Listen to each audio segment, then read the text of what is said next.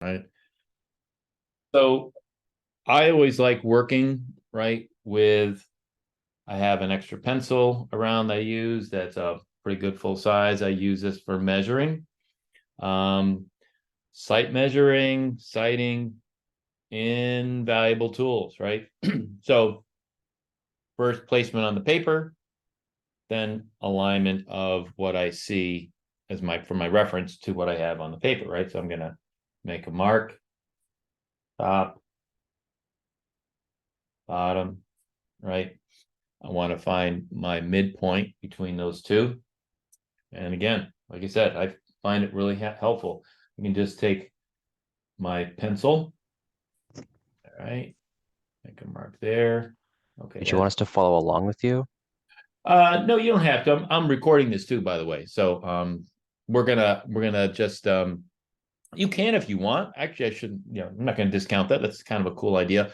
But I'm gonna walking you through this, and then I'm gonna have you the opportunity to incorporate it with another reference here. So I'm gonna just stay okay, maybe here. Ah, cool. Okay. There's my midpoint. All right, that's cool. All right, that's my midline. I like working with a medium, right, pencil when I'm doing this. Now, what I want to do, right, as we were saying, is I want to identify where on my reference is that midpoint. And one of the things we always want to keep in mind are working with as many of those wonderful bony landmarks that we can help us, right? So obviously the bottom of the foot, right? Bottom of the heel, actually, in this instance, right? I'm going to outline it there. See if I can get this a little bit. No, it's about as bright as I can get it.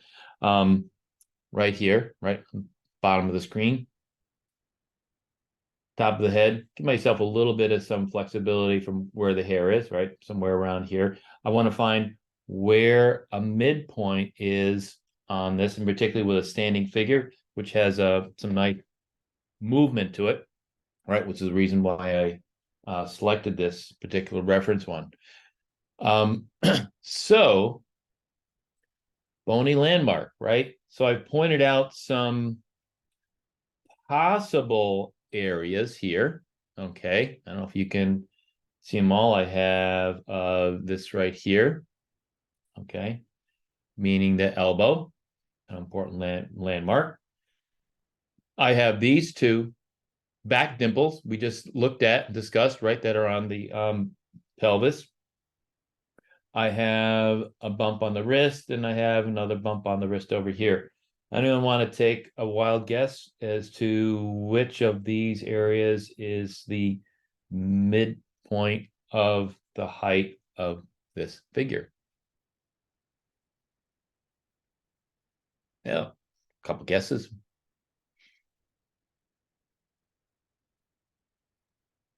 Wrist. Okay, Zach. Yeah. Now, which wrist do you think? I think it's Got, closer to the right one than the left one, but maybe not. yeah. Okay. Zingo, it's right there. That's you can't really, unfortunately, you kind of can see it as well in this. I wanted to have you be able to see the image as well as what I'm going to be doing here in just a minute. But yeah, absolutely, right? Is that wrist bump. So if I go from here, right, bottom, you can see my finger going off the page, and from there, top of the head, right? So that's my midpoint. So that's really cool. I'm going to use that obviously to help me out. And what I'm going to do is just lightly draw a shape to indicate this region, right? I'm just keeping it very light at this point. Make it a little bit darker, you can see it. And say, okay, right there. That's the region halfway for the wrist bump on that hand. Okay, cool. So what I can do, right, at this point is I am going to, again, as I've been telling you, I'm going to work with this region of the figure first. I'm going to work with this important aspect of the figure being, of course, the torso. And what I'm going to do is this wrist, right, obviously goes in line with part of the pelvis, right? And I know it's probably going to be the pelvis, as far again a circle. I'm just going to indicate it by a circle, is going to be a little bit above that midline, right? So I'm just going to lightly draw that, a shape like that. Okay. And now what I want to do is from here, so I'm just working with just this limited context. Instead of working with a whole thing, I'm working with one area or section at a time, right? I know from the pelvis, right, I'm going to have the rib cage. I want to indicate this in terms of an egg, right? Again, you see what I'm doing? I'm working with the pencil back here. That's important, right? If I do this, as you guys know, right, I'm going to make it a lot denser, right? But I'm going to pull back just to lightly suggest it.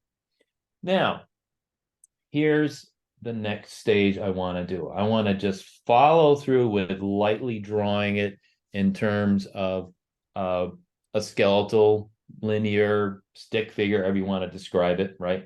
Just real lightly. I know this is the bottom here, right? So that's where that is, okay? This leg right here is supporting it. What angle is that leg have? It's not straight up and down perpendicular this way. It's got an angle like this. So I'm going to hold this up. That's called sighting. And I'm going to like, oh, okay, that's the angle I want that back leg to be. Okay, fair enough. Right.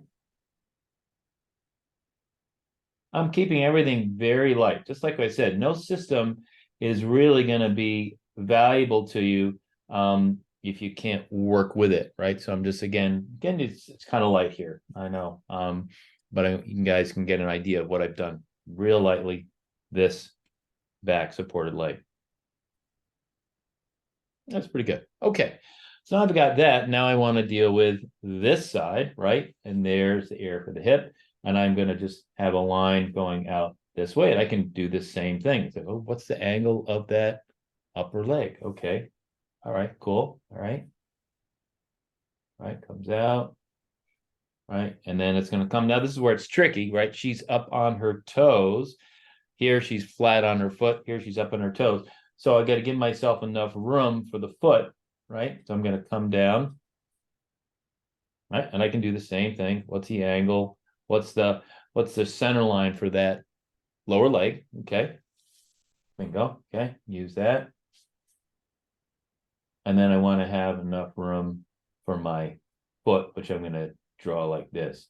Now, if you remember what we talked about last time, I'm going to just lightly suggest it here at this point of those two triangles right here. Make those a little different for you. Right, and then there's the area for the toes. Same thing here. There's the heel. And it's kind of a squished triangle, right? Because it's a lot of foreshadowing going on in this instance over here, right? So kind of like that. Okay, fair enough. Straight line. And I want to get some room for the head, right? So again, I'm going to do the same thing we were just practicing, right? Shape like this, and then that oval shape for the front part of the head. Now, I don't have anything kind of mapped out directly. I'm just working in basic, sort of loosely defined shapes at this stage of the game. Okay. Now, the next important thing that you guys were dealing with is I want to look at how much movement is there, rotation, I should say, in this torso. That is indicated by this wonderful line right here for the spine, right? And what I want to look at is how much of a distance is there between here and this side, and how much of a gap is there between here and here, right? Obviously, we can see that there's a bit more on this side. So what I want to do is from here, right, in this region, All right, and again, I want to look at that. That's where my midpoint, that's great. What I want to do is make that line not right in the middle, right? It's not right in the middle. It's going to be more towards this side, just like here. Right, and I want to get something of that curve.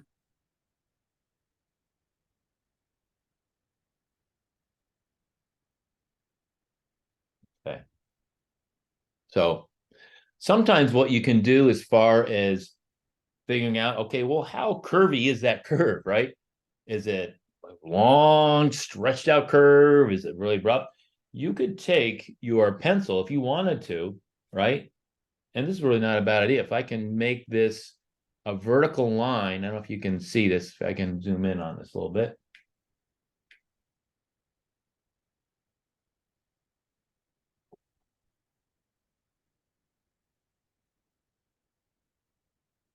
Right. So if I use my pencil like a vertical line, and I can look at that line and get a sense of the line at the back and see it's like, oh, okay, down here, it's a little bit of a curve, right? It touches there at the lower end, kind of swoops, and that's a real long, broad curve, which is about the way it is, right? Because this part of the spine aligns itself with your rib cage, which is relatively long and broad. And as we get down here towards the region for the pelvis, there's a bit of a change there. Okay. Get back to where we were. Okay. All right, cool. So now what I want to do, right, is go one important step that really is going to help solidify, right, the movement and orientation of this figure. So we've got basic sense of these masses. Okay. What I want to do though is get a feeling for what's going on as far as the orientation. And I'm looking at here real closely. I'm going to just revise this really quickly. So if you look at the head, right, her head is tilted up this way, right? And mine is more flat. So I'm going to have the chin, right? See how close the chin is to here. I'm going to swing it out a little bit so I can get a little bit more of that nice tilt that this particular pose is showing. All right. I'm just going to tilt that out a little bit more. Get a little bit more in alignment with what's happening with the pose here. All right. Next important thing. We'll start from the hips. Back dimples. All right. Look at where those wonderful back dimples are. The back is really great, right, to work from. And we're going to have you guys working just a little bit here. Because center line is usually really clear and distinct. And most often, not all the time, but most often, those wonderful dimples on either side of the sacrum are also evident. And here's the thing. We know that the rib cage, we can really think of it as a uniform mass. We call it a mass because they're kind of unchangeable in a lot of ways. And there's, relatively speaking, your rib cage is somewhat unchangeable. Obviously, if we were, since we are allowed to breathe, we have to have some flexibility there. And certainly, of course, in terms of bending forth and back and up and down, we have that capability based on those spinal bones stacked on top of one another, which kind of open up and rotate, obviously. So we have that, but we still want to think of this primarily as a uniform type of shape, the egg shape. The pelvis, on the other hand, never changes, right? If it is, you're in a hospital bed, okay? So that is unchangeable, right? So that's really helpful. What is the angle of the pelvis? Well, again, based on looking at this, right, I can just hold this up right against the screen as I'm working, get it so I can get that angle, translate it onto my drawing, right? So I've got this between the left and the right side. All right, that's the angle of the hips. I'm gonna stick that over here. All right, cool. So I'm just gonna make a little quick mark like this. Okay, I'm gonna check myself. And this is one thing that's so important, right? I always tell students this, always try to, not just commit yourself all at once in a complete way. Try to give yourself some flexibility, give yourself some time and room to edit as you need to. So check. Guess what the point is? So there's the angle of the hips, right? There's the shape. I'm just really approximating it, right? But I got a pretty good idea of the region where that is. Here's the rib cage. And what I want to do that I've held off into the end here is I want to get an idea of what's happening with the top of the rib cage. So I have those amazing little spots. One right here and one right here, which we really can't see all that well. We know they're there because they're bony landmarks, but those landmarks give us a sense of the orientation of the upper part of the figure. Because what you want to be aware of, and this is we'll deal with this a little bit later on, right, is interestingly enough, the arms are connected to the scapula, and they're also kind of indirectly connected via the clavicles in the front, but they're not really attached to the rib cage. So they've got a lot of, moving around flexibility, right? A lot of alteration. So the rib cage is staying the same, basically, right? As I said, there's some flexing here and there, but the arms, right? Boy, they can really move. So what I want to do is get an idea of what is that orientation of the top of the shoulders, right? So I'm holding that here, lining it up, putting it here. And like I said, I like to always double check myself to make sure I'm doing the right thing. Okay. And that's pretty much where I'm going to leave that there for now. However, okay, good. Just want to check myself, right? Always just kind of check yourself.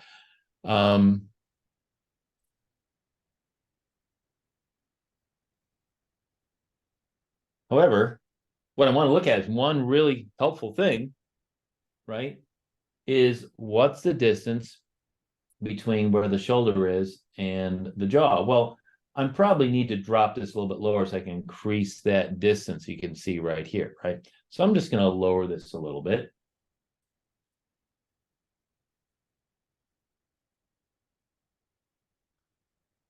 I'm going to erase that line.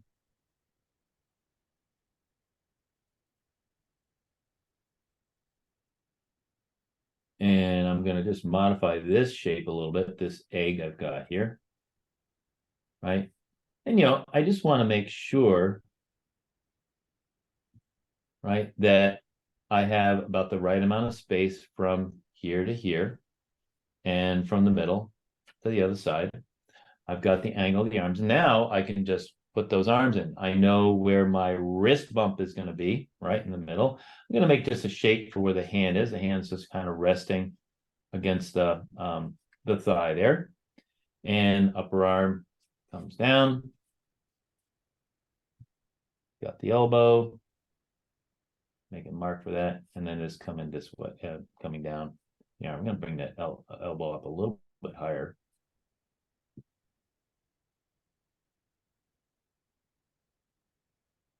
And the same thing with the arm on the other side. I'm going to bring it straight down.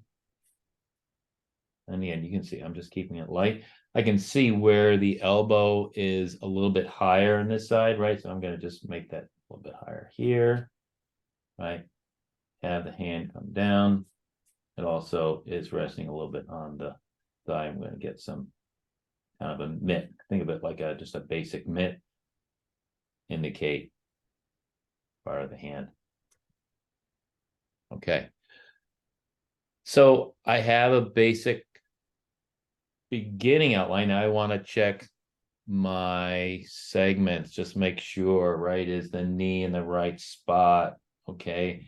And I've got this. I feel pretty good with this, obviously, because I know where the middle is, right? And I just work my way up towards the top. So again, those segments. So I've got this length, this length, this length, and of course, how that coordinates with here. So again, I can just take this, and what I'm going to do is go from the bottom foot. This is a little tricky, right? This raised foot, because what I want to do is probably go right and around the middle. I want to think about a straight line going right through the middle of the lower leg. Where is it going to come? Right in the middle of the foot here. Okay. I'm going to take that. I'm going to go up. Now, I don't want to go up to the top of the knee. I want to think about this region where I'm going to be working. Okay. And it's about halfway. So between here and here, halfway where that little indent is where the kneecap would be, right? So I'm going to take this length here, and I'm going to hold it here. Okay. And okay, so you can see where that works well, right? See where those two come together.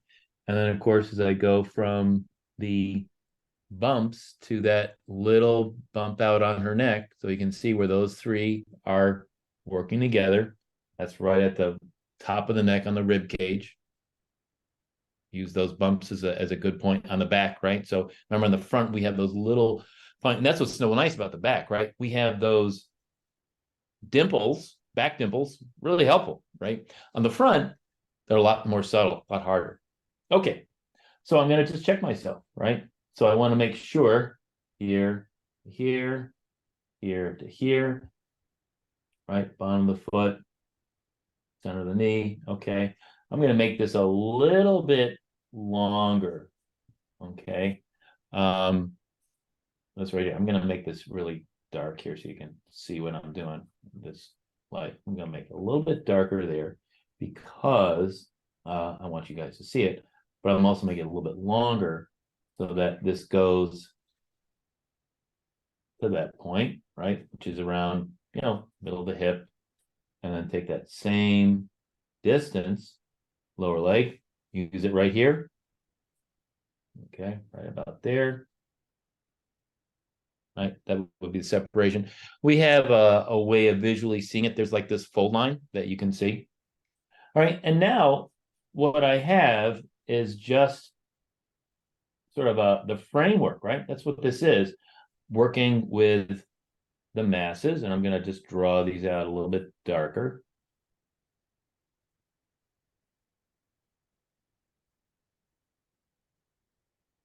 Egg shape here. Angle this.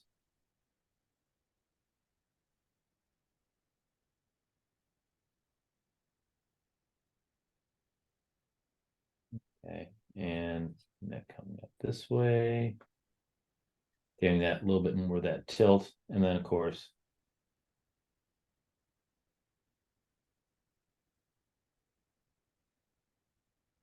and trying to get those. We didn't get a chance to practice, so those are kind of neat to practice the foot, right? Which is an unusual shape for what we have here. So I've got a skeletal, but a really important beginning. I'm just going to continue this line right down the middle. I have a really important skeletal stick figure. Getting all those basics sorted out. Because once I have that, and obviously I would do this for a longer term drawing where it's kind of, done a little bit lighter, right? Just very, as I was beginning here. And then I can just go on to getting all of my shapes that connect them as far as the exterior. We'll talk about some of those things, obviously, in a lot more depth as we travel along here.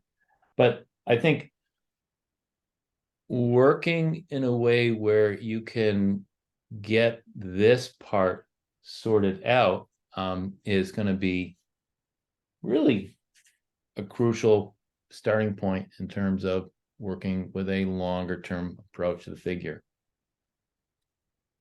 Mapping it out, right? Top to bottom. Where's the middle on my paper? Where can I find enough to help me out with where the middle point is on the figure itself? Working within this limited area from the center out. Shape of the masses of the torso, giving myself that wonderful egg shape, this shape right here, and then expanding upon it and incorporating the one important thing that I really wanted you guys to get a feel for, and that is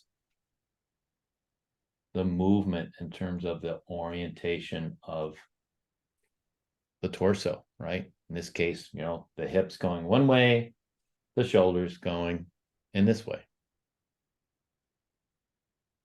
Now, I can still see that even though I'm got this pretty well started, I got some of the portions. I think as I would develop this further, I would need to finesse some of this.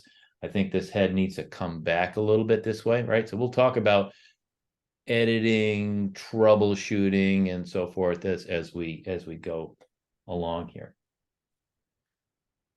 Any questions on any of this? Does this fair amount? I know it's kind of a lot of things we're kind of putting all together here. Make sense in some ways? Anything Most that don't make sense? most of it made sense, yeah. But regarding like the small back dimples area, Yeah, those are just kind of used to map out. They're like you don't really need to like use them to map. It's more just like a reference for where the center line would be, I guess. right. Yeah. Although I'll tell you, when you're I just find the back is such a great view to work from.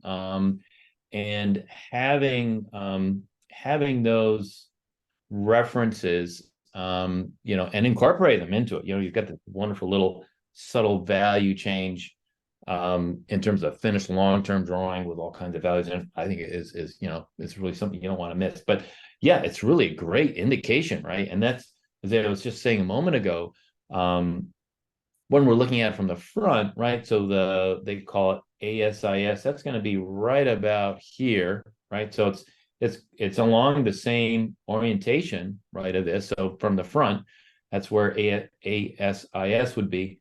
A lot harder to see though. That's the problem. A lot harder to see. You have to, once you get more comfortable with it,